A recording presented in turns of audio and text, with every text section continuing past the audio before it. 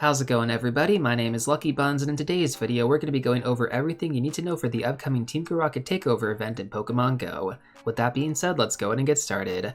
Okay, so first of all, this event is going to be taking place from October 8th at 12 AM to October 11th at 8 PM local time. It's a 3-day event, so you don't have that much time to actually take advantage of these bonuses. But of course, like all Team GO Rocket Takeover events, we're going to be able to TM frustration away on our Shadow Pokemon. Now, some of the best ways to actually get charged TMs in-game are going to be from Go Battle League, the Win 2 reward, as well as Mega Raids and 3-star raids, because they're going to be a guaranteed drop every single time you beat the raid boss. Now, on top of that, we're also going to get the bonus of increased Team GO Rocket Grunts and Pokestops, as well as balloons, and specifically from the balloons, they're going to appear every hour instead of every 6 hours, which is really awesome.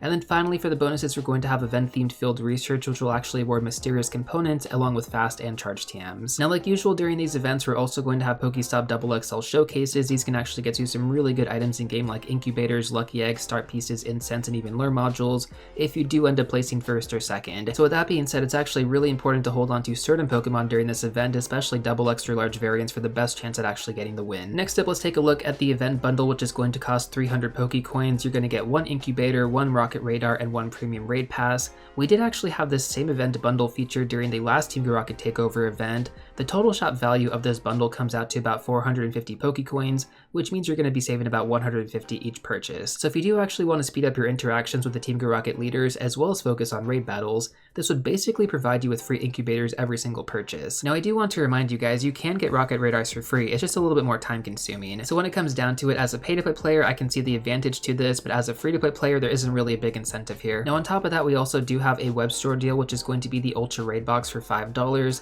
This is going to give you 3 times remote raid passes and 1 premium raid pass. To be honest, this isn't actually that great of a deal, but there are some small savings if you're actually planning on raiding Zamazenta using remote raid passes. Now, we do also have the Masterwork Special Research available for $8. This is going to be going alongside the Galarian Expedition event, so basically once October 11th comes around, that's going to be the last day to actually purchase this. This special research is going to cost $8, and you're basically just going to get a Master Ball from it. Like, you get encounters, 10,000 Stardust, and 18,000 experience, but no premium items outside of that. Now, for those of you that are also unfamiliar with how Masterwork research quests actually work in Pokemon GO, these are incredibly difficult and time-consuming to complete. Now, for those of you that actually decide to purchase this, you won't be able to actually finish this before this event ends, but that's fine, because these don't actually expire, so you can totally complete this at your own pace. Now, with that being said, I would also like to provide some Master Ball lore in Pokemon GO. So this is actually the 4th Master Ball that has been released in-game, and it's the first one that's actually been locked behind a paywall. It's currently unknown if we're going to get more free Master Balls in the future. I would have to imagine it's going to happen every now and then, but I kind of feel like this might be the new standard moving forward. In the comment section of my last video, some of you did mention that you weren't going to be purchasing this Masterwork Special Research, which kind of makes sense. But I think for the people that were actually deciding to purchase this, it's because they didn't actually have a Master Ball at all. So I think that is a big deciding factor. If you have at least 1 Master Ball, there's really no reason to get this. But if you don't have a Master Ball at all, then I can definitely see the appeal. Now, with that being said though, given that you're going to have a Master Ball available to you, what's the best Pokemon to actually use your Master Ball on? So by far the best choice in my opinion is going to be actually having your Master Ball as emergency in case you actually encounter a Hundo legendary Pokemon from raid battles and you end up getting down to that last ball. I actually do know some players who did have their Hundos run away in the past because they did not have a Master Ball on hand. So personally, this is what I'm actually saving my Master Balls for. I currently have 3 available. I actually have not used any of them. And while I'm pretty confident I would be able to actually catch the legendary Pokemon, you really have no idea how RNG is going to be for you that day. It could literally work against you despite landing excellent curveballs with golden raspberries consistently. I've actually seen that happen. The only other thing that I could think of actually having the Master Ball as an emergency for is if you encounter a shiny Galarian bird from the Daily Adventure Incense, and you run out of Pokeballs. The Master Ball would basically just function as your emergency option there as well. But hopefully that does actually clarify things for some of you guys. Again, if you have any thoughts on what you could actually use your Master Ball on besides these options, let me know in the comment section down below. But now let's actually take a look at the new Shadow Pokemon that are going to be featured during this event. So I'm actually really disappointed with this lineup right now because most of them, actually like 5 out of the 6, are trash. So we have Caterpie, Mankey, Roggenrola, Venipede, Carablast, and Shelmet.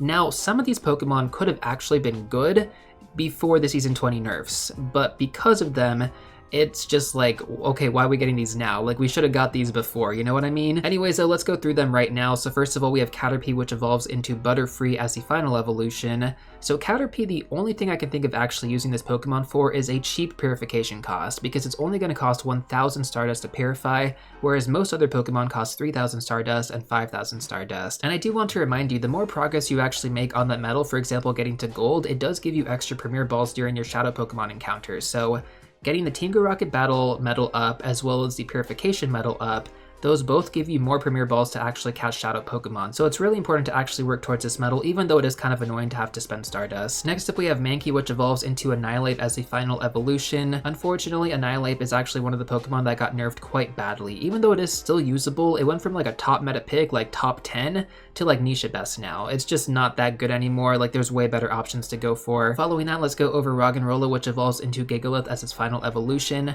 This is literally the only Pokemon that is meta relevant from this lineup, guys. So Gigalith as a Shadow is literally up there with Shadow Tyranitar, sorry, not Shadow Tyranitar, Shadow Rhyperior and Shadow Rampardos. It's going to be one of the top rock type attackers in the game. It's like literally right behind those two, and this is after the recent meta changes. So the candy cost, unfortunately, is quite high for Gigalith though, so make sure that you are Pineapple Berrying every single one you encounter in the wild if you don't have that much candy. It is 200 candy to evolve this from its second stage form all the way up to Gigalith. So for those of you out there who were not able to get a Shadow Rhyperior or even a Shadow Rampardos, Shadow Gigalith is going to be another great option to focus on moving forward now. Next up we have Venipede, which evolves into Scolipede, kind of a trash Pokemon. Honestly, there's no relevance for it right now, so yeah, just kind of a skip.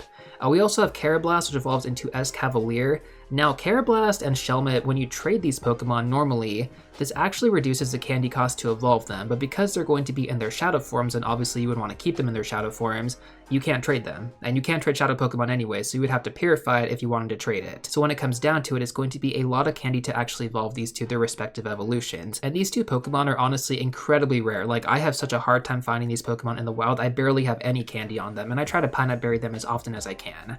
So anyways, going back to the meta relevance though, Carablast evolves into Escavalier. Now some of you may be familiar with Escavalier. This Pokemon is really good in the Open Ultra League.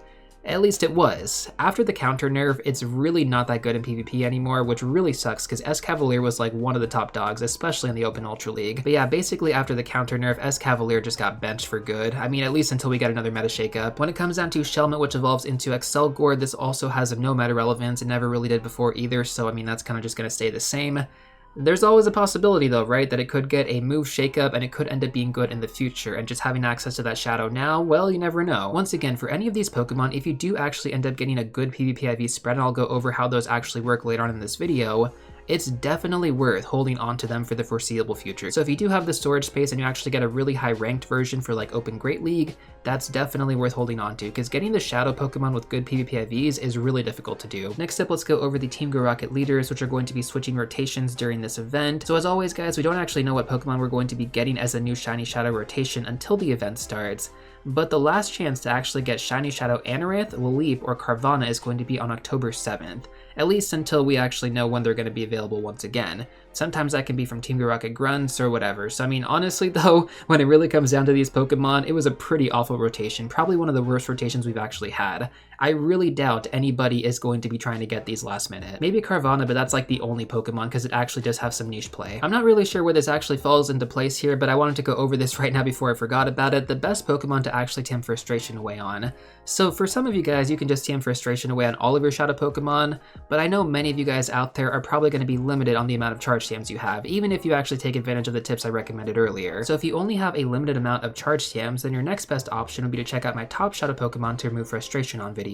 I'll try to post an update video soon, but that should be a pretty good reference as of right now to get you guys kind of prepared. It takes into consideration Shadow Pokemon that have recently been featured in Rocket Battles that you may have caught during this past rotation and like the previous rotation before that as well. Once again, I'll try to make an update video for this really soon once the event starts, but again, this event is only 3 days. I mean, like, I'm gonna have to find out the new rotations like that day when the event starts, and by the time I post that video, it's probably going to be like, you know, not that long before the event ends. So again, I'll do my best, but at the current timeline of making this video, I would recommend checking out my last update video and just kind of go off that. Sometimes I do really wish that we had longer Team GO Rocket Takeover events. Like the last one that we actually had was a lot longer than this one, but yeah, 3 days, man, it's really not that long. Now, of course, at the same time while this event is going on, we also have a bunch of other things featured in Pokemon GO, so let's go over the Legendary and Mega Raids next. So Zamazenta is going to be available during this event, and basically in terms of meta relevance, because it doesn't have a fighting fast move, it's really not as good as some of your other options, and in terms of Master League, it kind of ranks a bit too high to be meta relevant in that open league, to be honest. But when it comes down to the Shiny, this could be really good for people who actually play the main series games, because Shiny Zamazenta, the only way to actually get this Pokemon before was from a limited GameStop release. So now you can actually go ahead and potentially get the Shiny and then transfer it over to Pokemon Sword and Shield or even Scarlet and Violet, and you can actually transform it into its Crown Shield form in those games, which is really cool. You can't do this in Pokemon GO. Now I do want to warn you guys though, you can't actually transfer them back from those main series games to Pokemon GO, so it's a one-way transfer. But I kind of feel like this is the biggest benefit to actually focus on this Pokemon right now, and I really regret not actually getting a Shiny Zacian, or even going harder for it during the past event, because I didn't realize you could actually transform them in Scarlet and Violet. I wish I had the Shiny Zacian now, man, I'm so sad about that. But you're actually going to have a really good opportunity to not make this mistake with Zamazenta, because we're going to have a Zamazenta raid hour on October 9th at 6 p.m. local time. So basically the way that these raid hours works is that most gyms are going to have Zamazenta appearing, and the raids are also going to reset after 25 minutes, which means that you can basically hit the same gyms again at the half-hour mark. So it's definitely pretty convenient if you only have a few gyms around you. I would also encourage you guys to check Campfire for any local meetups during this raid hour. Alongside Zamazenta, we're also going to have Mega Blaziken featured as well, which is actually the #1 Fire-type attacker in the game. It's actually slightly better than Mega Charizard Y now after the recent meta update, but it's practically the same. Like, these two really aren't that different from each other. But the big difference for Mega Blaziken is that it could also function as a fighting-type attacker with Counter plus Focus Blast. So if you ended up missing Mega Lucario raid day or even Mega Heracross raid day, Mega Blaziken is going to be a really good Pokemon to get your hands on. Now for the ideal Fire-type moveset, you want to actually go with Fire Spin plus Blaze Kick instead of Blast Burn. I know, it sounds kind of crazy, but after the recent meta changes, Blast Burn just isn't as good on Blaziken anymore. Like, I'm not saying it's not good, but you know, Blaze Kick is going to be a better option to go for. Now for those of you who already have Blast Burn on your Mega Blaziken, I would just recommend giving it the secondary charge move. It's only like 10,000 Stardust and 25 candy, which is really cheap. Whenever you have a Calm Day exclusive moveset, you never really want to get rid out of it. Like, there are going to be some times where you can totally get rid out of it, but like after all these recent meta changes, like I'm very wary of doing that now, just because like the meta can change at any time and nothing is really safe. So if you have a Calm Day exclusive moveset, you do want to hold on to it if possible, which is why I recommend giving it that secondary charge move. You're going to have to alternate between this one though and Focus Blast, whereas before with Blast Burn plus Focus Blast, all you basically have to do is alternate the fast move, which was a lot more convenient. Still, with that being said, for newer players out there, I feel like it's going to be a great opportunity for you because you don't even have to use an Elite Charge Tam, whereas many Pokemon that are meta relevant, you do have to use those, so you can save that for something else now. Anyways though, that basically covers Mega Raids and Legendary Raids. Let's take a look at Shadow Raids now in 1-star and 3-star. So in 1-star Shadow Raids, we're going to have Shadow Machop, Shadow Grimer, Shadow Execute, and Shadow Sudowoodo. So out of those 4 Pokemon, the first 3 can be Shadow Shiny potentially, and the one that I think you should actually focus on is going to be Shadow Machop.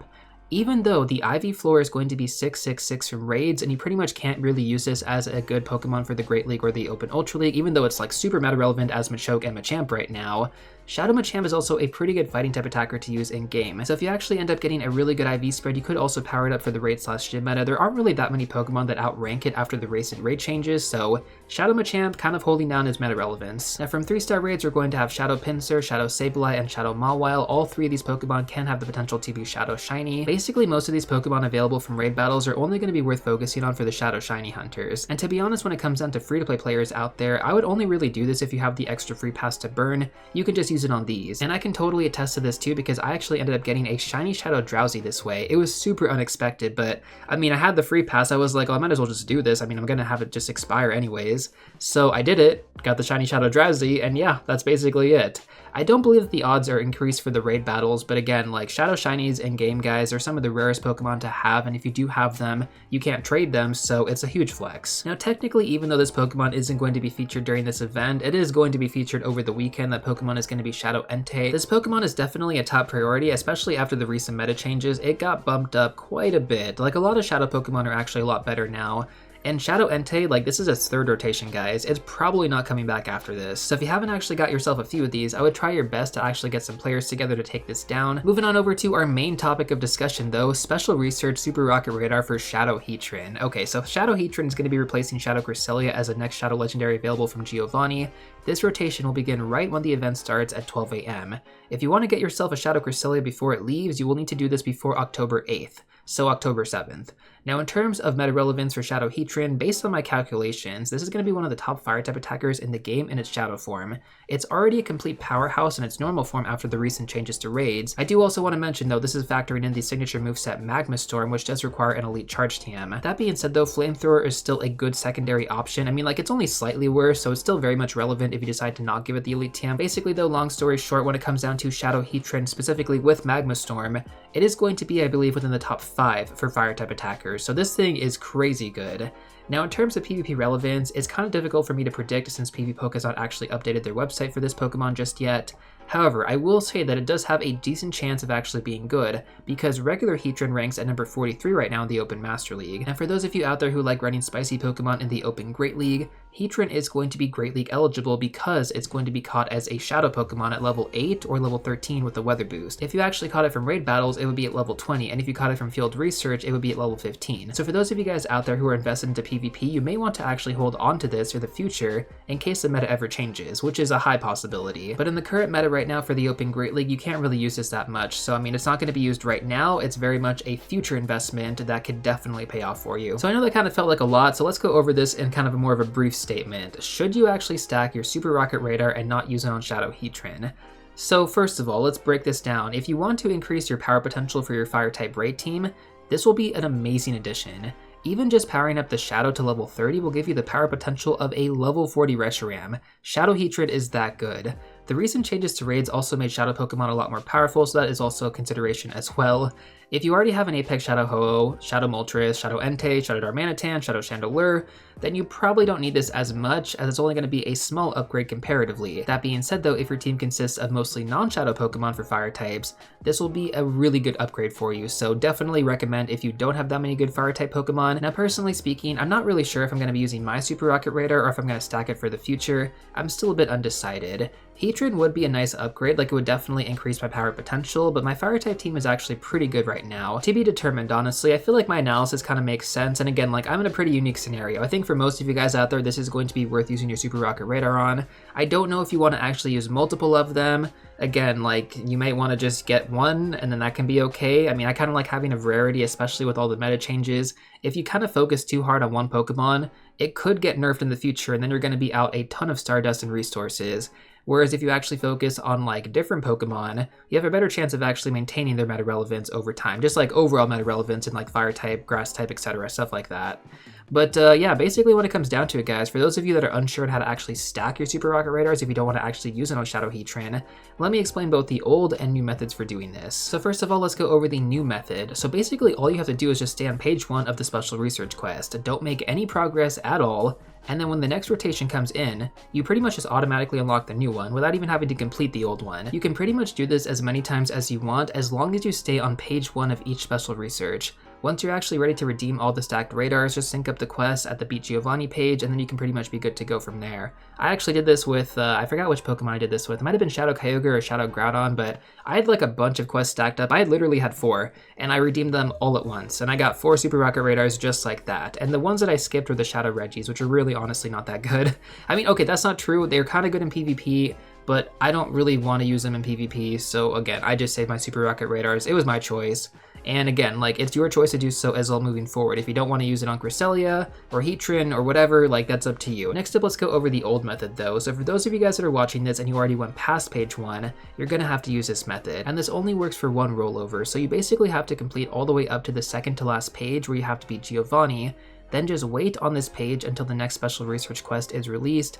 Once the new Shadow Legendary comes into rotation, you can use the radar, get that Shadow Legendary Pokemon, and then you complete the quest. Now basically after this, just restart your app and you should get the new Special Research quest for that current Shadow Legendary Pokemon, and you can start using the new method from here. Remember, you have to stay on page 1, don't go past page 1. I always get comments like this, like I accidentally completed some of the rewards, I accidentally claimed some of them. That's completely fine, that's okay to do, but if you go to page 2, you messed up. Now once again, this is only if you want to stack the Super Rocket Radars. If you actually want to get that Shadow Legendary, just go ahead and complete the quest. Now I do want to remind you guys, the best way to actually tell what Shadow Legendary Pokemon Giovanni is going to have is based on his final Pokemon. So if he has Shadow Cresselia, you're going to get Shadow Cresselia, but if he has Shadow Heatran, you're going to get Shadow Heatran. Just make sure to double check that the final Pokemon is what you want from Giovanni's lineup. If it isn't, just back out, you're not going to lose your Super Rocket Radar, it's fine. I feel like I really have to emphasize this because I don't want you guys to waste your Super Rocket Radars. Now I know that kind of sounded like a lot, and I'm always going to get questions about this stuff in the comments, so again, like, feel free to leave them if you guys do have additional questions. I'm more than happy to answer them. And yeah, with that being said, guys, that pretty much covers everything I wanted to go over regarding the Shadow Pokemon from this event.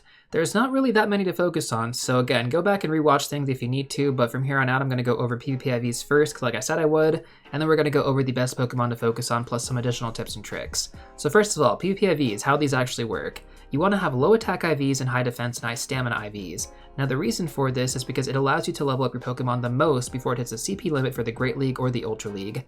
There are going to be some exceptions to this rule though, because the max CP does not always reach that limit, in which case you would want to power up the best possible IVs, which is typically the Hundo. Now for this video specifically, we're going to be mainly focused on the 0-15-15 IV spread, as the general one to aim for. If you do want to quickly pull up good PvP IVs though for the Great League and the Ultra League, use this search string on screen right now. You can also find this in the description down below as well. Now when it comes down to the Team GO Rocket Grunt rotations, we obviously don't know which Pokemon are going to be available until the event starts, so I'll try to put together another video going over the top Pokemon to farm, but like I mentioned earlier guys, this is only going to be a 3-day event. I only have so much time to do all this stuff. I don't have a team together, like I literally do all this stuff on my YouTube channel by myself, so I'll try my best. If I can't do it, I apologize, but anyways, let's go over the best Pokemon to focus on besides the Team GO Rocket Grunt Pokemon. So basically available from the wild spawns, you're going to have access to Nidoran Male, Nidoran Female, Abra, Magnemite, Wilmer, Spiel, Aeron, Beldum, Shinx, Foongus, Dedenne, Wooloo, and then as rare spawns you're going to have access to Chansey, Absol, and Emolga. Nidoran Female actually has meta relevance as both its second stage form as well as its third stage form, so Nidorina in the Open Great League. It's actually a really fun Pokemon if you want to have something more on the spicy side. And actually, this is one of the exceptions where you want to have perfect IVs instead of the typical 0-15-15 IV spread. This actually makes it a little bit more fun to hunt because you want to go for 2 potential IV spreads, right? One for Nidoqueen and then one for Nidorina. Anyways, so let's go over Nidoqueen next. So this Pokemon has meta relevance in the Open Great League and Open Ultra League. Its main relevance right now, though, is going to be in the Open Ultra League, so I would focus on getting one for that. Next up, we have Abra, which evolves into Alakazam, which has a Mega Evolution. It's actually currently the best Psychic-type Mega in the game right now until Mega Mewtwo eventually gets released. It is on the glassy side though, but it's also on the rare side as well. I don't actually see this Pokemon featured that often during events, and I've actually been trying to build up to 296 extra large candy for some time now. Keep in mind that it also has a very high flea rate, so make sure to have some raspberries on hand if you do encounter some high level ones, because they can pretty much run really quickly. Next up we have Magnemite, which evolves into Magnezone. This Pokemon has relevance in the Open Great League, Open Ultra League, and the Raid/Gym meta. So once again, even though all these recent raid changes are kind of uncertain, like we don't know if they're going to stay, they might actually get reverted back, we have no idea. But as of right now, if these do actually end up sticking, you're going to want to get your hands on a good Magnezone, including a good Shadow Magnezone, which is currently available right now from Team GO Rocket Grunts, but we don't know if it's going to continue being available in the new rotation. We'll have to wait and see. Either way, farm candy on the regular one, you can focus on the Shadow one later. I also want to recommend that if you actually decide to build an Open Ultra League spread with the Shadow, you can use this as a raid attacker as well, so dual functionality. It's probably one of the better builds to actually go for too. Next up we have Spiel, which evolves into Walrein. This Pokemon has meta relevance in the Open Great League and Open Ultra League metas.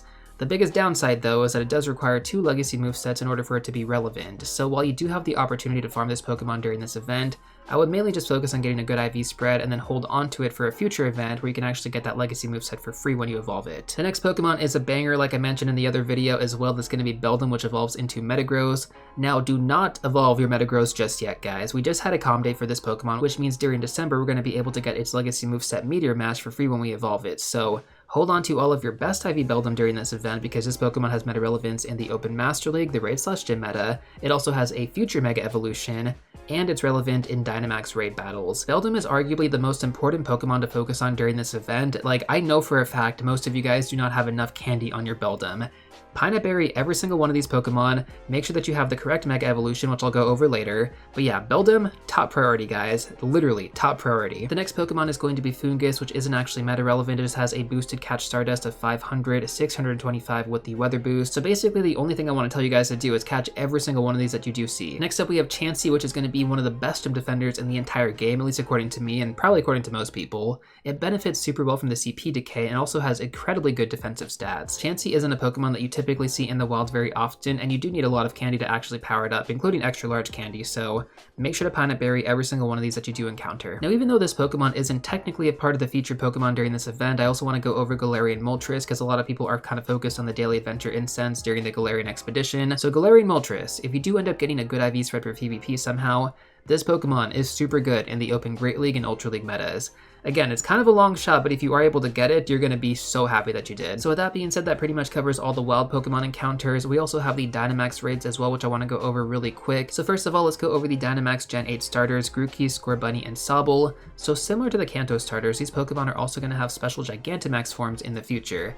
Now, how that mechanic will work in Pokemon GO, that's still kind of unknown, but at the very least, it's really important to focus on these Pokemon now in order to get good IV spreads for the future, because we are eventually going to get community days for these Pokemon, and you definitely want to have your best IVs ready on your Dynamax version so that you can evolve them to get their legacy movesets for free. You're going to really regret it if you don't. Now, we also have Dynamax Falinks available in raid battles as well. Now, there isn't actually a big incentive to actually get this raid boss done, except for the fact that it's the only fighting type Dynamax Pokemon that we currently have available, so this might be useful in the future. You know, you don't have to power it up or anything like that, but you probably want to get at least 3 of these so that you at least have fighting type counters. Like, fighting type with stab is really important.